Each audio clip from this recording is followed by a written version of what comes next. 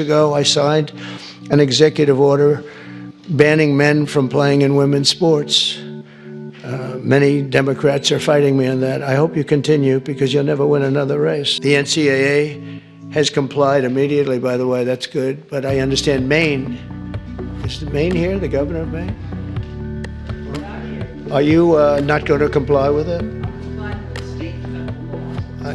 We are the federal law. Well, you better do it. You better do it because you're not going to get any federal funding at all if you don't. And by the way, your population, even though it's somewhat liberal, although I did very well there, your population doesn't want men playing in women's sports. So you better comply because otherwise you're not getting any federal funding. See you in court. Every state. Good. I'll see you in court. I look forward to that. That should be a real easy one. And enjoy your life after governor because I don't think you'll be in elected politics.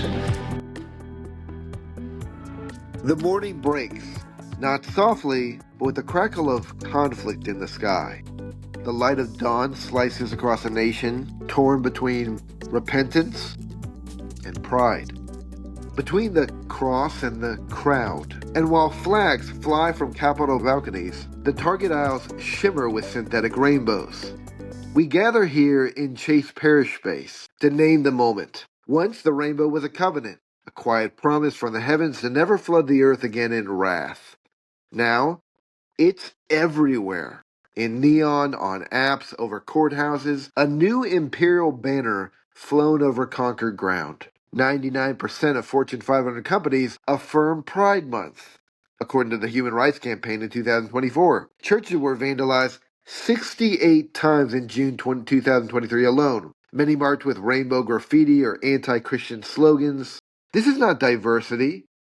This is dominion. They tell you it's about love, but what kind of love spray paints "God is dead" across a cathedral door? The new orthodoxy doesn't need cathedrals. It has tech giants and public schools. It doesn't demand faith. It demands affirmation. 1 in 3 religious employees, according to Barna, employees hide their beliefs to avoid retaliation. 48% of millennials, according to Gallup, believe refusing to affirm LGBTQIA individuals is hate speech. You've heard it. The gentle buzz of nervous laughter when somebody refuses pronouns. The static in a boardroom when a parent speaks up at a school meeting. This is not inclusivity.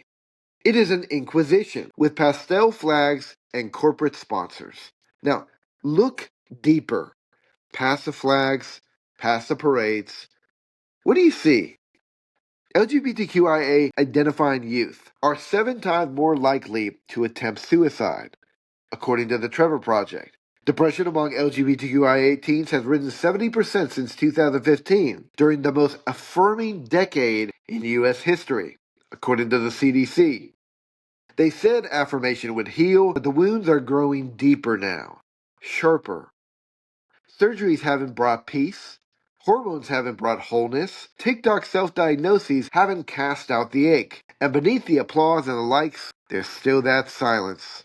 The kind only truth can break. Children as young as 13 have received double mastectomies under gender-affirming care laws, according to the Journal of Adolescent Health. This isn't compassion. This is marketed martyrdom, where innocence is the price of ideology. But listen closely now. The ground is shifting. There are cracks in the foundation forming in the Rainbow Empire, and the light of reversal is breaking through. The Supreme Court just ruled in favor of biological sex, confirming the reality that men and women are not interchangeable.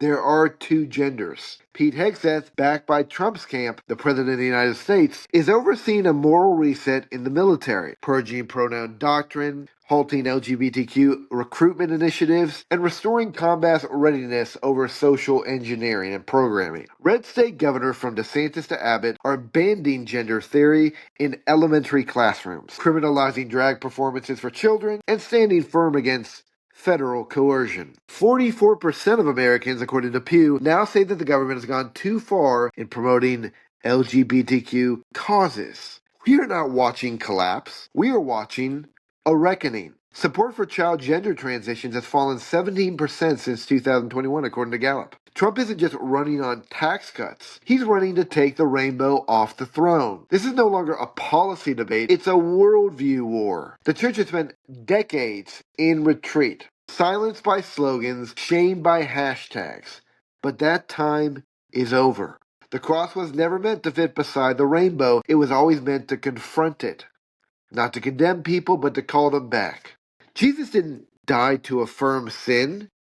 He died to kill it. And then he rose to offer something the world can't sell. Freedom. Not the freedom to do what you want, but the freedom to become what you were created to be. The tide is turning. The empire is trembling.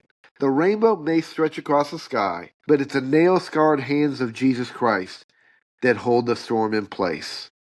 This is the Chase Parrish Space.